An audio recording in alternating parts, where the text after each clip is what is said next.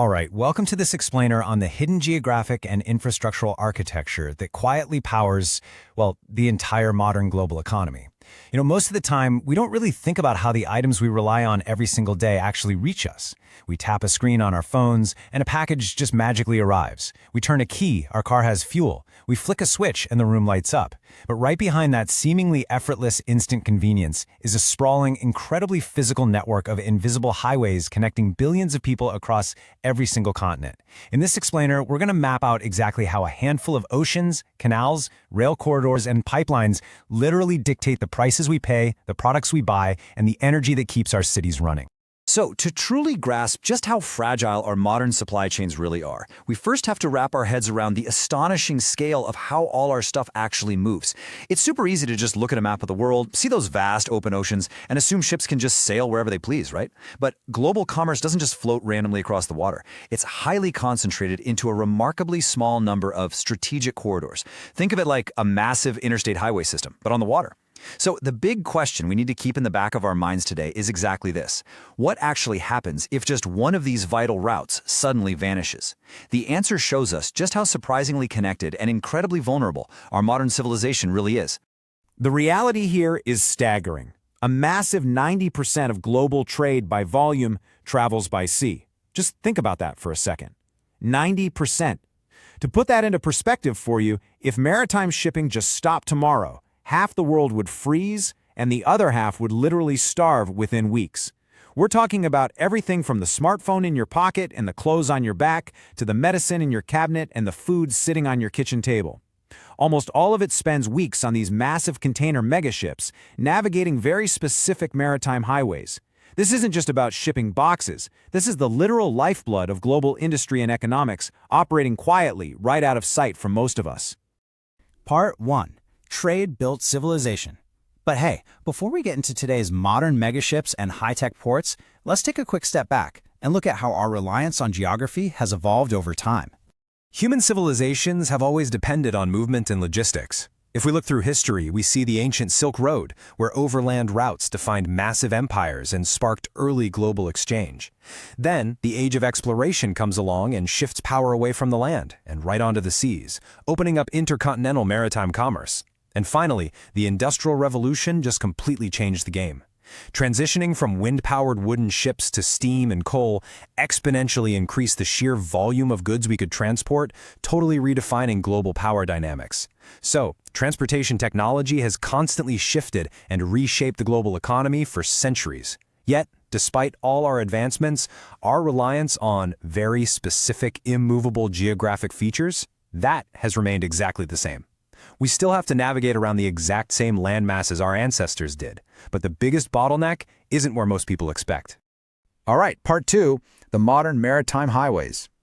Let's zoom in on the incredibly narrow corridors that are currently shouldering this immense global burden.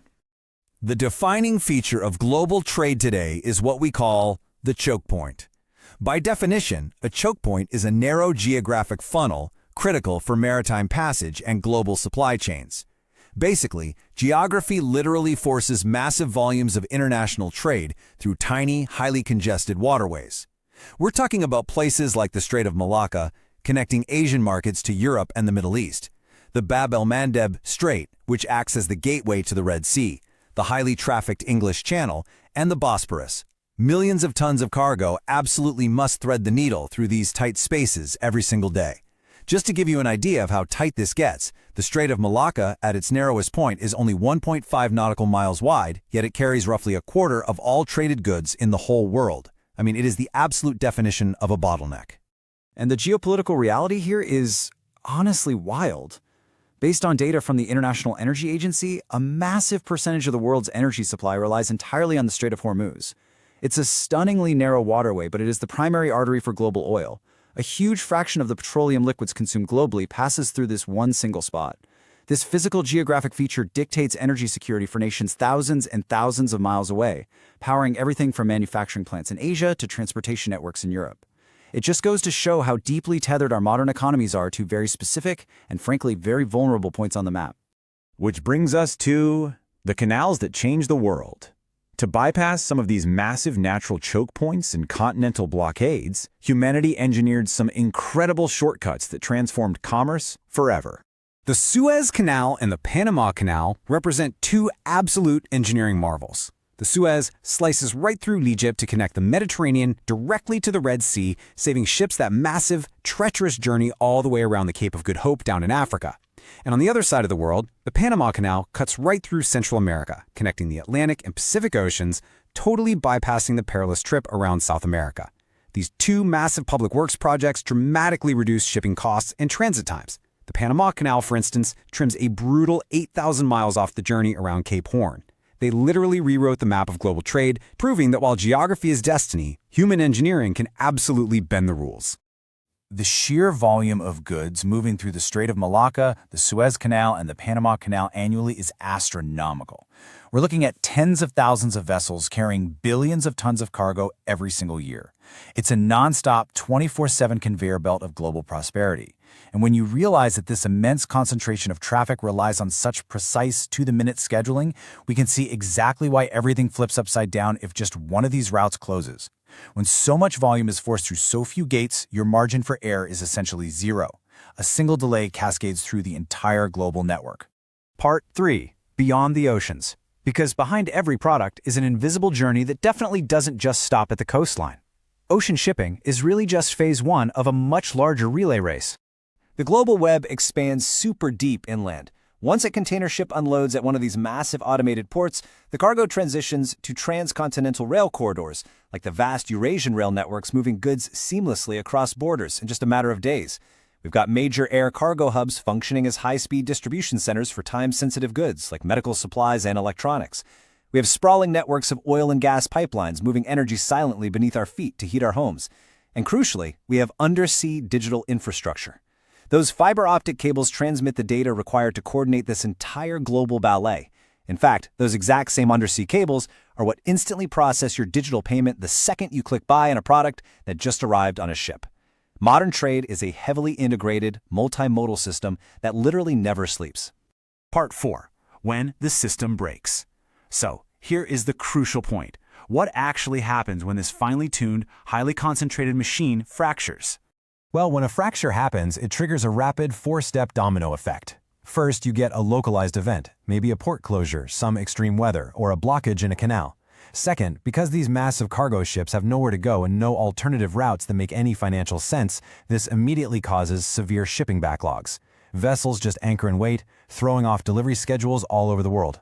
Third, because those ships are tied up and not returning for their next load, empty cargo space becomes incredibly rare, which leads to rapidly spiking freight costs.